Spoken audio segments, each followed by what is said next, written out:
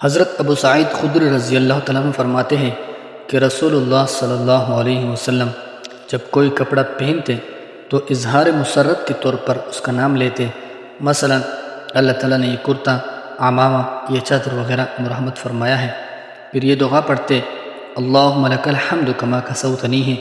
اسألک خیرہ و خیر ما صنع لہ و اعوذ بک من شرہ ومن شر ما صنع لہ۔ ترجمہ: اے اللہ، تیرے ہی لیے تمام تعریفیں ہیں اور اس کپڑے کے پہنانے پر تیرا ہی شکر ہے۔ یا اللہ، تجھ ہی سے اس کپڑے کی بھلائی چاہتا ہوں کہ خراب نہ ہو، ضائع نہ ہو، اور ان مقاصد کی بھلائی اور خوبی چاہتا ہوں جن کے لیے یہ کپڑا بنایا گیا ہے، اور تجھ ہی سے اس کپڑے کے شر سے پناہ مانگتا ہوں اور ان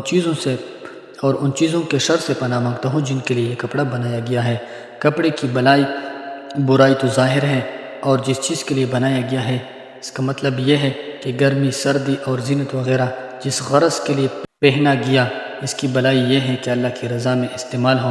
عبادت اور معین ہو، اور اس کی برائی یہ ہے کہ اللہ تعالیٰ کی نافرمانی میں استعمال ہو، عجب و تکبر وغیرہ پیدا کرے۔